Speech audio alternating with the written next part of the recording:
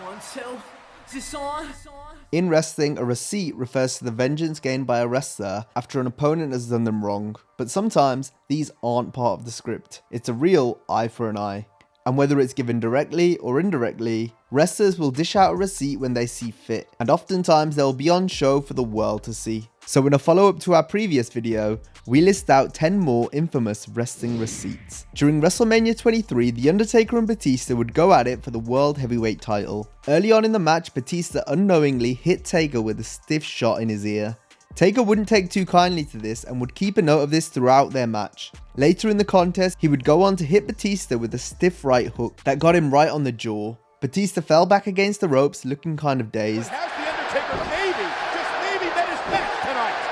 Initially, he thought it was a slip from the veteran, but as he came back to throw the next punch, Taker would be sure to let him know that it was a receipt for breaking his eardrum earlier in the match. Batista would apologize, however, and they went on to have one of the best matches on the card. During the Royal Rumble match in 2003, Tommy Dreamer would enter the match wielding various weapons. Dreamer would then proceed to catch Chris Jericho with 2 tough shots from a kendo stick. The first one was hard, but didn't seem to rock Y2J as much as the second. Jericho would then get his receipt back on Dreamer via a trash can lid and then a kendo stick shot of his own, as he then threw the kendo stick down in frustration before eliminating Dreamer with the help of Christian. Now, it's not just the men who dish out receipts, as on an episode of Raw in 2021, Charlotte Flair went one-on-one with Nia Jax. During the bout, there was a miscommunication, and Flair started to lay into Jax. It was mainly during the break, so it wasn't captured on television, but even some of the announcers were surprised. This is getting ugly. Sure enough, Jax had enough, and in her own words thought, fuck this, and proceeded to give Charlotte a 2-piece that rocked Flair back a bit. Charlotte Flair does not have an answer for Nia. Nia's gonna maul the queen. After the altercation, they got back on track and finished the match, but it was definitely intense to say the least. Next, we have an example of someone picking up a receipt for someone else, and this occurred during the 2019 Hall of Fame ceremony. As whilst Bret Hart and Natalya were giving their acceptance speech for the Hart Foundation, a fan would run through the crowd and grab Bret from behind, thus tackling the Hitman and Natalya to the ground. The fan would be immediately physically restrained by numerous wrestlers who were sitting at ringside. However, one superstar took it one step further, as with the fan being rushed away from the scene, Dash Wilder would swoop in, delivering a stiff right hand to the fan, which sent him to the floor. Our next example is one where you can see the wrestler get visibly angered by the stiff shot they received. During a 6-women tag match on Raw in 2018, Brie Bella would catch Ruby Riott square in the face. And a double team is...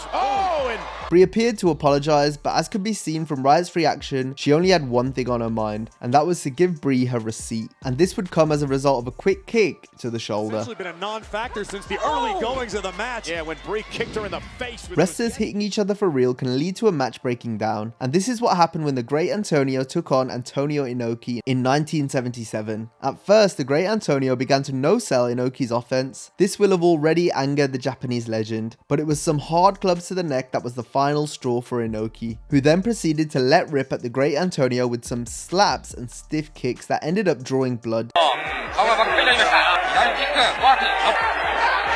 The Great Antonio then lay there busted open, and Inoki was mercifully declared the winner as the match was stopped. Sometimes a match can also break down from wrestlers botching, just simply stiffing each other, or both, with a few receipts sprinkled on top. All of this describes the match Big E and Titus O'Neil had on an episode of SmackDown in May 2014. The match first began to fall apart when the two wrestlers botched a clothesline to the outside. We're going to find out how bland Big E is when he takes on Barrett Sunday. And this botch appeared to have angered Titus, who then started to become heavy-handed when throwing Big E around the outside. This would be topped off by Titus dropping his opponent on their head, with E landing neck first on the floor. From there, Titus would paintbrush E with slaps, with O'Neil eventually getting himself disqualified due to failing to break on the referee's 5 count. But it was after the bell that Big E would hand out the receipt by smashing Titus in the face. The assault would continue to the outside as Big E's frustrations continued to grow on account of Titus botching, falling over twice.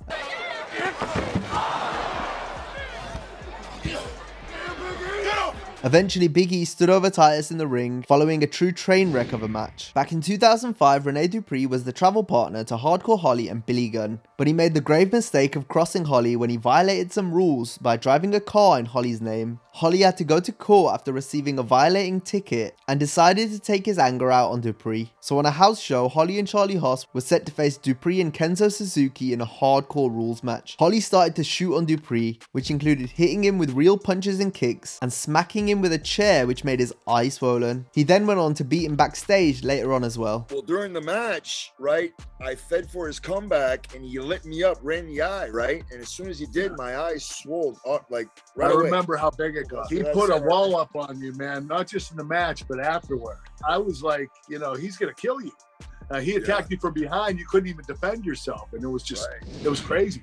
Our next receipt involves New Jack, so you know it's going to be nasty. And it went down when New Jack wrestled Puerto Rican journeyman wrestler GYPSY Joe on an independent show in 2003. New Jack began to first get annoyed due to GYPSY Joe no-selling the original Gangsters offense. And GYPSY Joe would not sell nothing that I gave him. However, New Jack was made to eat a potato after receiving a headbutt to the nose, and this, coupled with Joe's no-selling, was enough for New Jack to lay down one of the most vicious real-life beatings ever seen in a wrestling match. First came the initial receipt in the form of an elbow, and the beating kept going, spreading to the outside of the ring and into the crowd. New Jack would rain down vicious weapon shots one after another as the fans watched on in horror, with some even trying to make New Jack stop the assault. I beat him, and I beat him, and I stomped him, and I wrapped ball right around his head, snatched it off, and big old piece of hair in it, and I took a baseball bat and pinged him across the top of his head and beat him, and then everybody in the audience was calling me the N-word, and I was putting that whooping on Joe like it wasn't gonna be no tomorrow. The match eventually finished in a no contest, and New Jack would later be arrested and charged with assault with a weapon. Receipts can sometimes be given out multiple times as wrestlers look to continue to get their revenge on their opponents. This was what happened during Scott Hall and Kevin Nash's tag team feud with the Nasty Boys in 1996. The first beating took place before the November 18th Monday Nitro, as Hall and Nash attacked the Nasties with chairs. The aftermath was shown at the start of Nitro, with stills being shown later in the broadcast. The Outsiders didn't hold back in taking out Knobs and Sags. Sags in particular would be on the end of a vicious chair shot, which ended up hurting his already injured neck. This fueled the fire when it came to the two teams' feud, as the Nasty Boys had previously been forced to take pay cuts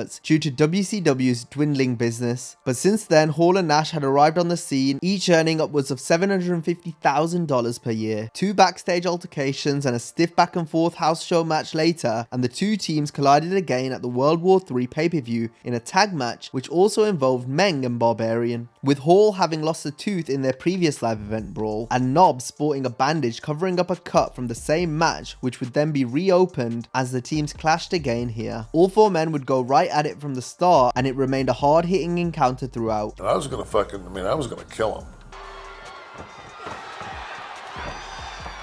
And there's something personal going on. The Outsiders came out on top as winners, while the Nasty Boys not only lost the match, but also their jobs as a result of the heat with Hall and Nash. And that brings us to the end of this video. As always, if you enjoyed it, be sure to give it a like and subscribe to the channel. And if you like this one, be sure to check out our first installment of 10 infamous wrestling receipts. Have a great day, and I'll see you next time.